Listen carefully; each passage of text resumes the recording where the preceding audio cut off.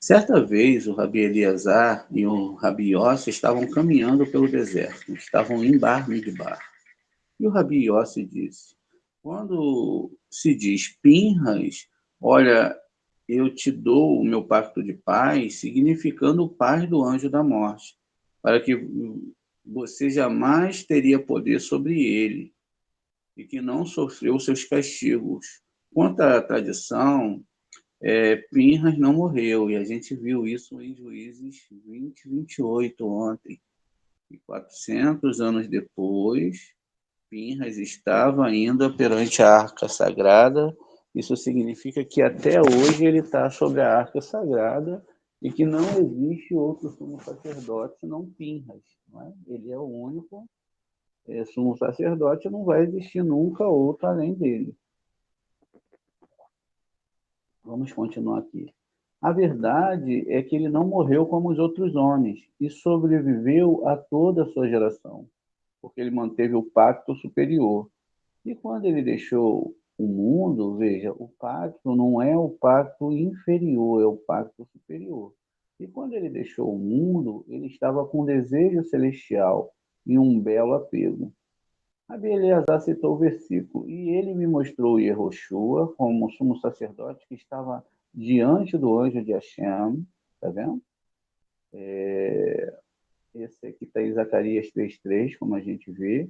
As vestimentas sujas, como explicado em outro lugar, a gente viu isso nas paraxás anteriores, são aquelas que o Espírito vestiu nesse mundo. Veja, as vestimentas sujas, como explicado em outro lugar, são aquelas que o Espírito vestiu nesse mundo. Então, é o nosso corpo, né? Essas são as vestimentas. E também a gente deve entender outros tipos de vestimentas, ou seja, a gente se veste com as roupas da doação, do amor, da total entrega de Hashem dentro do nosso nível, ou a gente se veste com roupas de egoísmo.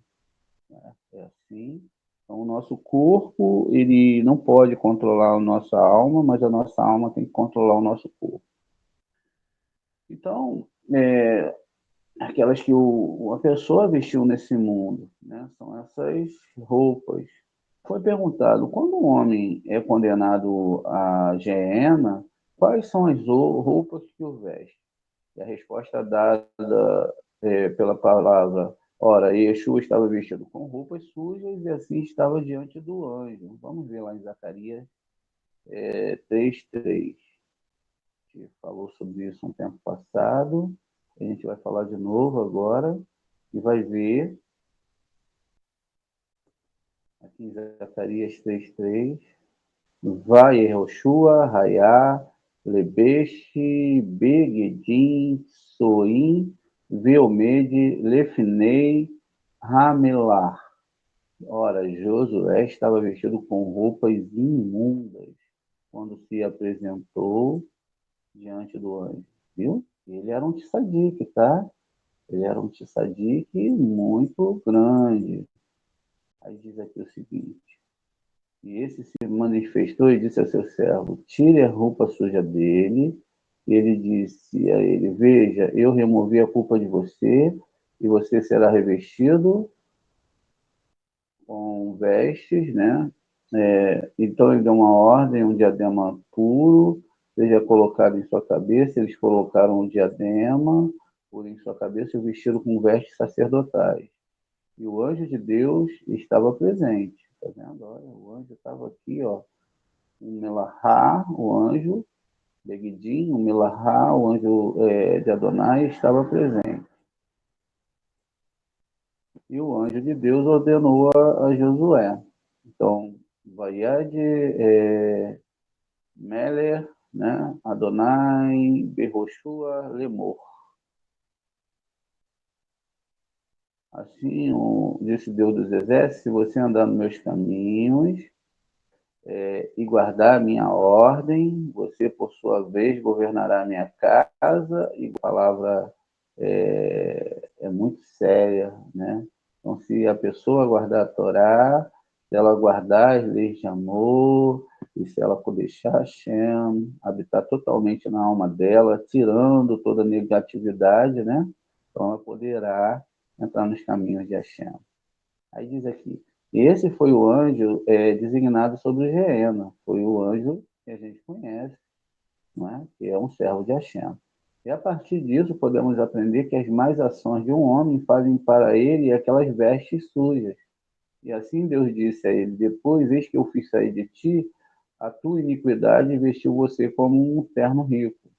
Ele estava vestido com outras roupas adequadas, pela quais um homem pode ver a glória da Shekhinah. Assim, Pinhas não deixou esse mundo até que outras vestimentas agradáveis ao espírito lhe fossem preparadas para o mundo futuro.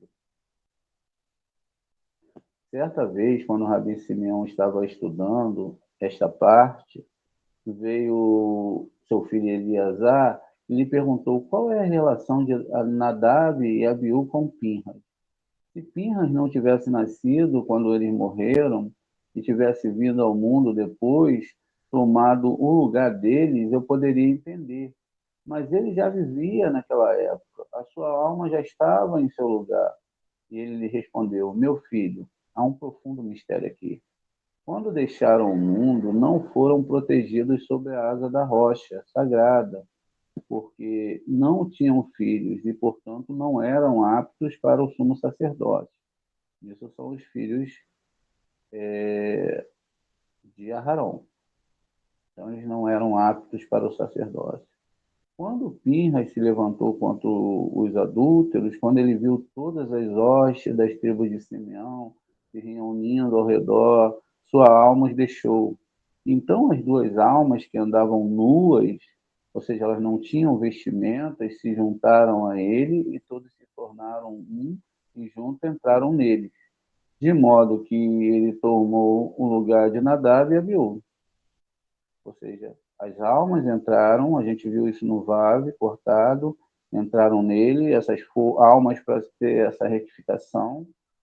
Não tem nada de errado nisso, porque todos nós somos almas, somos pessoas espirituais andando dentro de corpos, e muitas vezes a gente tem medo do mundo espiritual, tem medo, não é? Dessa questão toda, mas todos nós temos uma alma dentro de nós. Então, aqui está falando que essas almas entraram nele, de modo que ele tomou o lugar de Nadab e Abiú para se tornar sumo sacerdote. E é por isso que está escrito Pinhas, filho de Eleazar, e filho de Aharon, né?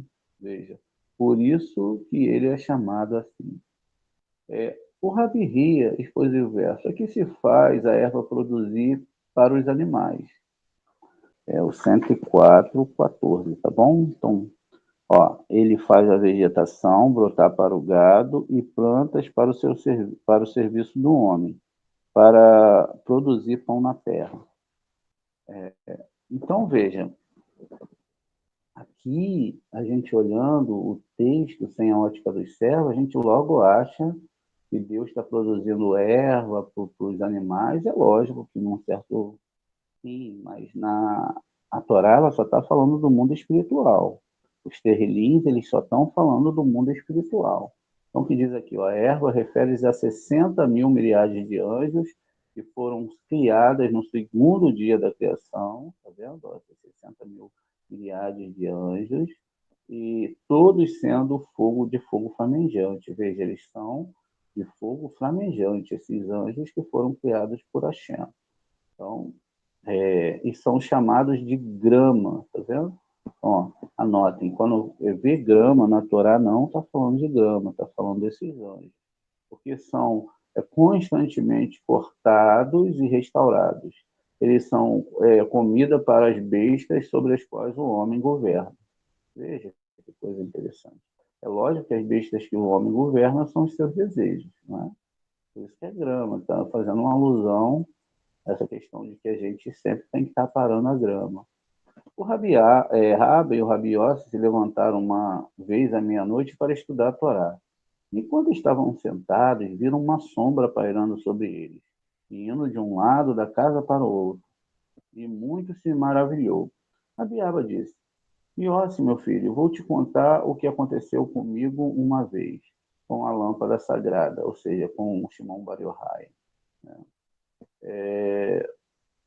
Certa vez estávamos caminhando no Vale de Ono, estudando a Torá.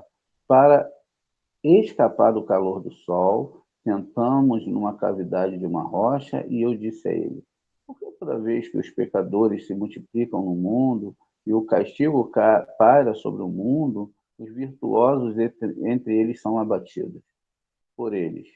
Uma vez que aprendemos que por falta de geração, os santos e justos são agarrados. Por que deve ser assim? Por que os justos são tirados, são castigados?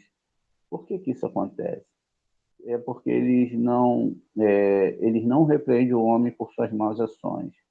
Quando são aqueles que repreendem e não são ouvidos, embora os justos e humilham diante deles, então, aqui é uma pergunta, né?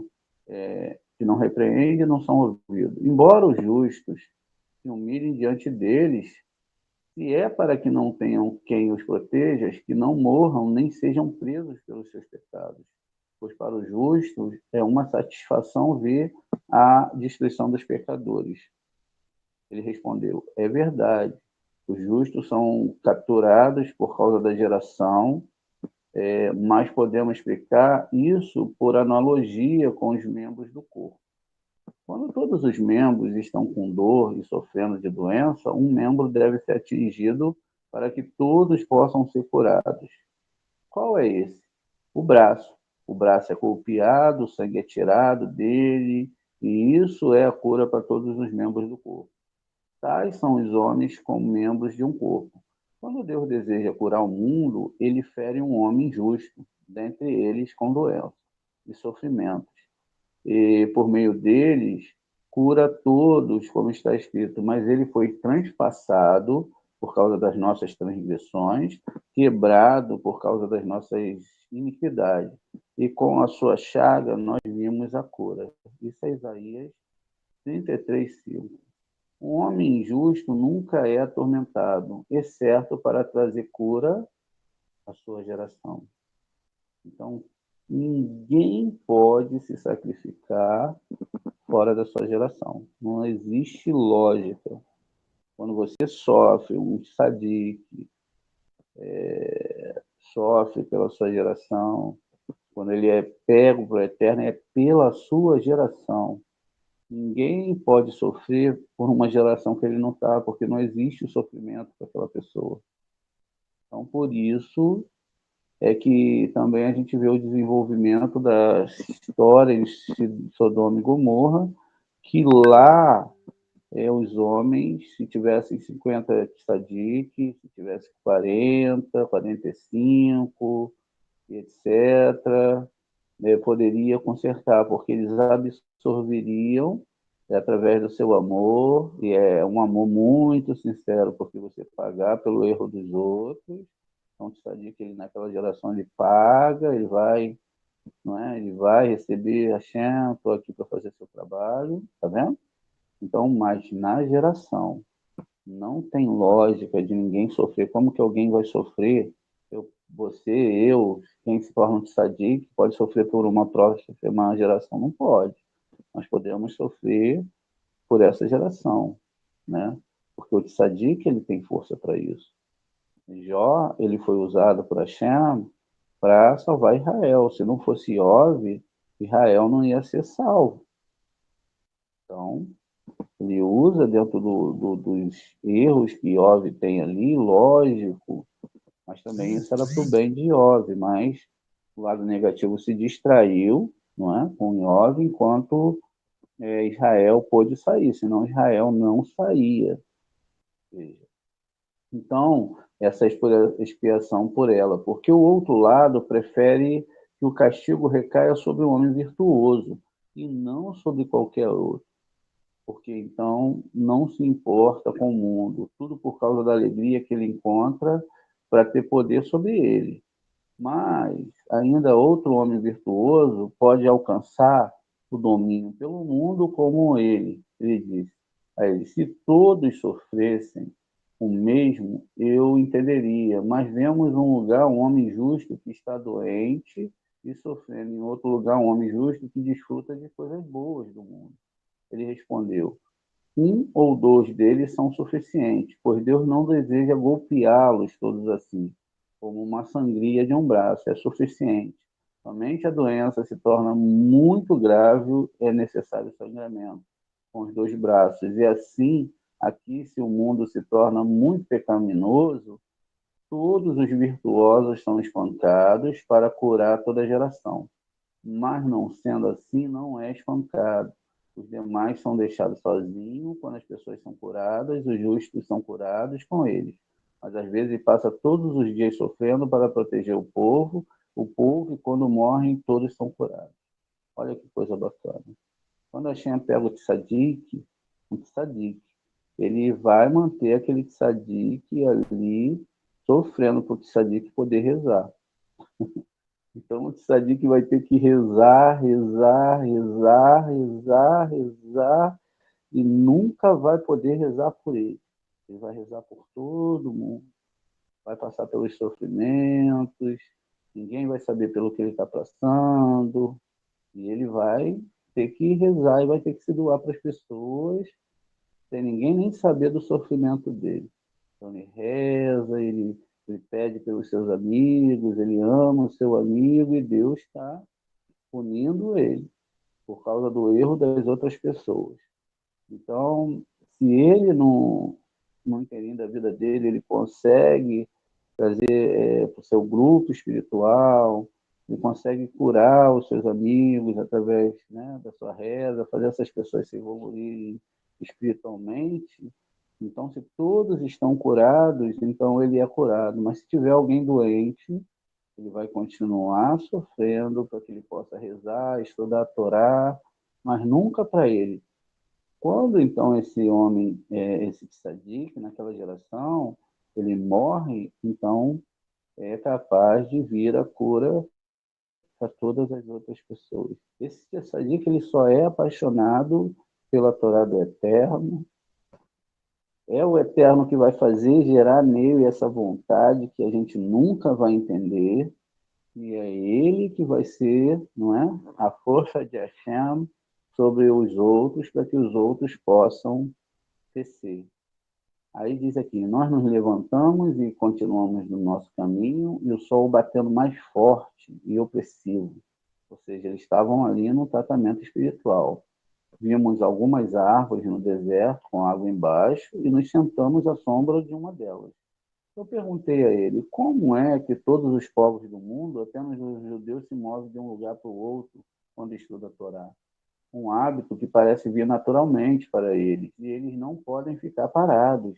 Ele respondeu: você me lembrou de uma ideia muito profunda que poucas pessoas conhecem. Ele meditou por um momento e chorou.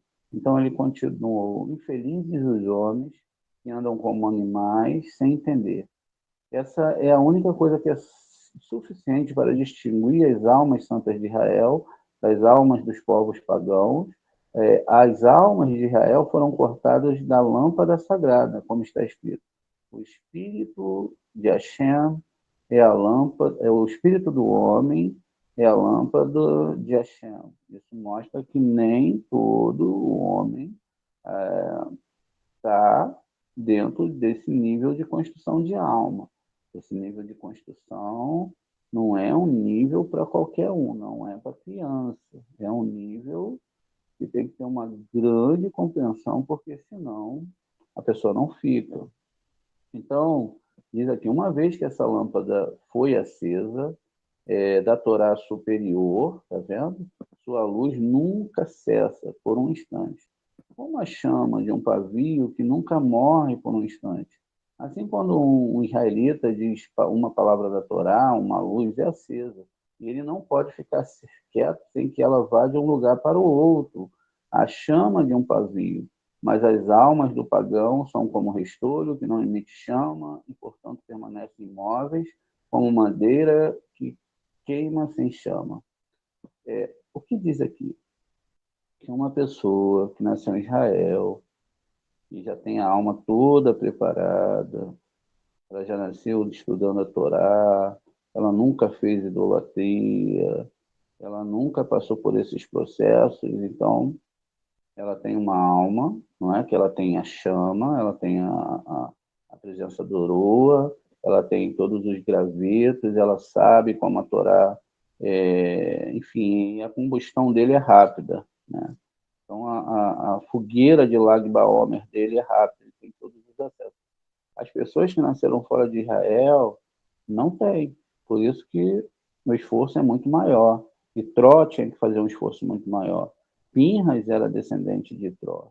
Então, o esforço que você vai fazer para estudar a Torá, o quanto você ama Hashem, serve sem desejar receber nada dele para si mesmo, quando você dedica a sua alma para ele com toda a força, você pode falar, Hashem, independente do que eu estou passando, eu vou te amar. Nem um anjo da morte pode me separar da tua presença, porque eu confio em ti. Então, isso é o próprio Hashem dando força à pessoa para continuar. E aí ela já não serve a Hashem mais por desejos de coisas nesse mundo, mas somente em amar as pessoas, ensinar a Torá do Eterno para as pessoas, e assim a pessoa que está ali naquele grupo, que está recebendo os ensinamentos, que está vendo, eles podem acessar a Torá através de você, que vai chegar a esse nível e vai poder ensinar a Torá, não uma Torá de leis duras, mas uma Torá de um amor muito grande pelo Senhor nosso Deus. É Ele que vai criar tudo isso e é Ele que vai manter cada história.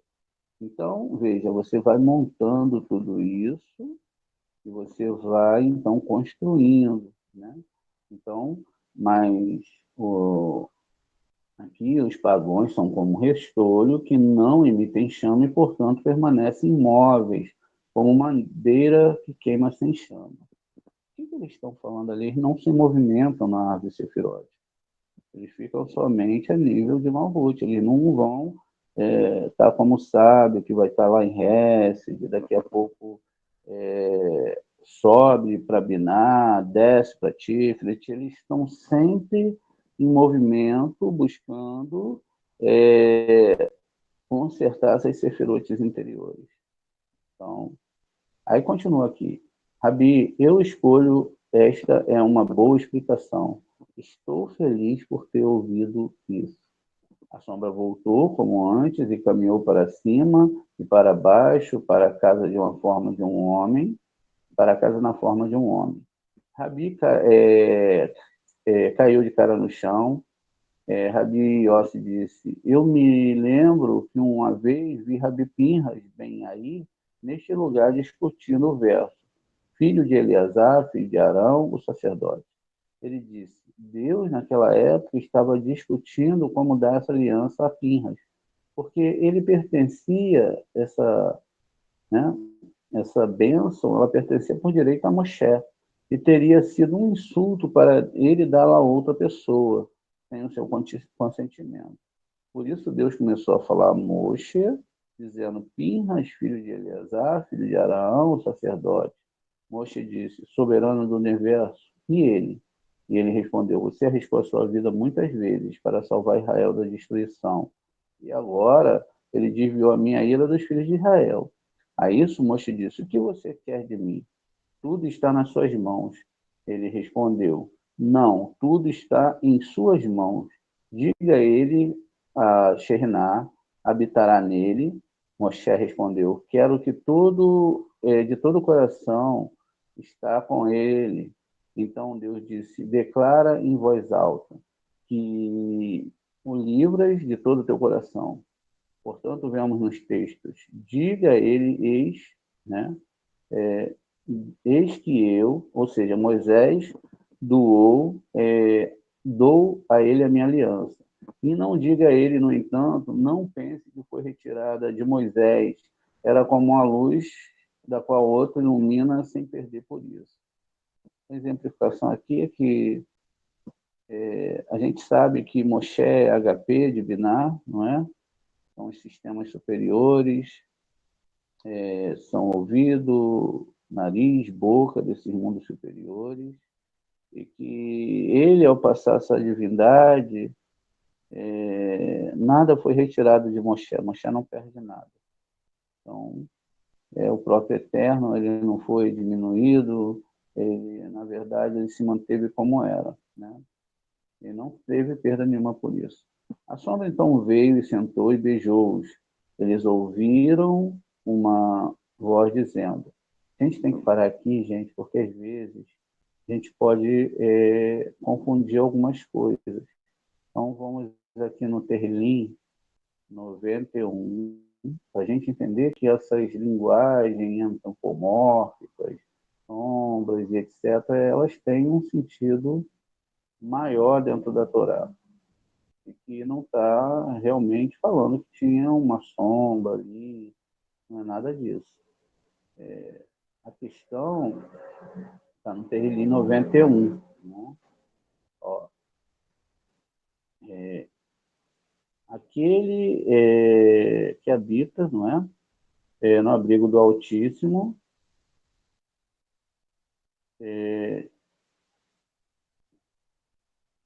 aqui tá deixa eu botar no meu 91 aqui na Torá aqui, porque essas realmente cada vez está mais difícil a gente ler a tradução. Então deixa eu botar aqui para a gente entender. Ó, quem quer que sente no refúgio do Altíssimo morará à sombra do Todo-Poderoso. Tá vendo? Aqui já mudou, eles já decidiram já que não seria mais, né? O que habita no abrigo do Altíssimo, né? Quem se refugia, não é quem abriga, que tem, ó, Betzel, sombra, tá vendo? Beit, Sadik e o Lamed, aquele que se abriga na... Aqui a gente está falando de Betzalel, aquele que sabia fazer a menorá, né? Sabia construir. A gente já viu que a menorá ela é construída com o estudo da Torá e com a mitigação dos desejos egoístas. Então, veja. Então, aquele que habita na sombra do Altíssimo, então eles estão falando dessa sombra. Essa sombra, conforme vai se aproximando, o Eterno, que é luz, ele vai se aproximando da gente, as coisas vão piorar um pouco no começo, até que a gente mude para a próxima etapa, porque nós somos recepção. Então, a sombra estava dentro de todos os seres humanos, o desejo de receber para si, e aí eles tinham que analisar qual era, na verdade, o desejo que eles estavam servindo a Shem. Se eles amavam a Shem com todo o coração, se eles tinham interesse em Hashem, se eles queriam um emprego, ficar ricos, não queriam ir para o Guerrinom. Então, tudo isso estava sendo medido no coração de todas as pessoas. E se Hashem me moer, eu vou servir Hashem? Por que eu estou aqui? Tudo isso eles iam pensando como eu amo o meu próximo. Eu amo o meu próximo de tudo, meu coração. Eu sou como meu Deus, que ama todas as pessoas e dá tudo para todos. Ou eu lido com o meu próximo com vontade de receber para mim mesmo. Sempre eu estou em primeiro lugar. Eu sempre quero estar em cima do palco. Né? Eu quero estar nos melhores lugares. Qual é a forma que eu lido com isso tudo? Então, tudo isso era o que estava acontecendo. Né? E aí eles continuam aqui. Deixa eu ver aqui onde eu parei, né? Filho de Araão, sacerdote Moisés disse, soberano do universo, aqui, a gente já passou por aqui. A sombra então veio, sentou-se, beijou, e eles ouviram uma voz dizendo, abra um caminho, o Rabi Pinhas Ben aí, está com você, como aprendemos. Quando ele está no outro mundo, ele visita todos os lugares como um homem justo. Deu uma nova explicação da Torá. Especialmente quando há outro homem justo discussando sobre a Torá em tal lugar. Assim, Rabi Pirras, bem aí, veio revisitar este lugar e encontrou esses homens justos, repetindo suas próprias observações. O Rabi Abba deu outra exposição, o nome do Rabi Pinhas bem aí, sobre o texto. O que quer que sua mão encontre para fazer, faça enquanto ainda você tem força. Isso é o Eclesiastes 9:10. Não é? Então, quanto você tiver que fazer, tudo o que você tiver que encontrar, faça. O que você tem que estudar de Torá, estude. O que você tem que preparar para o outro mundo, prepare. E ele disse: cabe a um homem, enquanto a lâmpada está queimando acima de sua cabeça, esforçar-se para fazer a vontade do seu mestre, pois a luz dessa lâmpada é o poder que repousa sobre ele, como está escrito. E agora peço-te que o poder do Senhor, de Hashem, seja grande, ou seja, o poder dessa Torá seja grande, o poder do amor seja grande. O poder do Senhor é a força que repousa sobre a cabeça dos justos, e todos que buscam cumprir a sua vontade, a vontade do seu mestre, e assim aprendemos que quando ele dá a resposta, amém. Quando ele fala amém, a gente sabe que a palavra amém, ela na verdade, ela representa os arcanjos. Então, toda vez que você vê a palavra amém, vamos botar aqui em hebraico, então você tem uma questão ligada, não é? Nós temos uma questão ligada. Deixa eu voltar aqui. Então, Aleph, Mem. Eu tenho aqui a Mem, né? Então, a Mem são o nome de 3 anjos. O Aleph é o nome de Uriel. Então, o primeiro Aleph é Uriel. Então, eu estou falando o nome de um arcanjo. Então, eu devo falar sempre amém, né, da forma correta. O men é de Mihael e o nun é de Nuriel. Veja. Então, quando eu falo amém, eu tenho que falar com toda a minha alma e todo o meu coração, porque eu tenho que atrair essas forças do alto com o meu amém. Então, quando eu faço isso, então os nossos rabinos vão explicar, não é, que a gente está falando amém em tudo aquilo que a gente acha positivo. Veja, então, amém, que seu grande nome seja abençoado, ele tem que fazer isso com todo o poder dos seus órgãos, está vendo? Porque esse esforço, ele desperta essa força sagrada superior e quebra o poder da força do outro lado. O versículo continua: pois não há trabalho, nem expediente, nem conhecimento, nem sabedoria na sepultura, veja, para onde ele vai. Ele continua. Mas esse poder, né? Mas nesse poder há trabalho, isso é, esforço nesse mundo que se chama o mundo do trabalho. Expediente. Esse mundo do trabalho não é para você morrer de trabalhar, querer ter um monte de negócios, etc. Não, é para você desejar estudar a Torá no tempo que você consegue, como a gente está tentando fazer agora, não é? Então, esse é o expediente. Ó. No mundo que depende da linguagem do conhecimento, né? Sabedoria e conhecimento são 2 sefirotes, não é isso? Dos 6 lados, está vendo? Então, ó, aqui a gente só está falando da Torá, dos 6 lados. Então, a gente tem 6 lados, 4, que a gente fala dos 4 lados aqui, não é? Que entre esses lados tem outros ângulos, a gente pode subir e descer, não é? Pode ir para cima e para baixo. Então, está falando desses lados. E aí ele continua, que se chama o mundo do pensamento, né? Então, aqui ele já pulou para o mundo do pensamento. Ele já chegou na 7ª e na 8ª, se não me falha a memória, né? A sabedoria da qual tudo depende, né?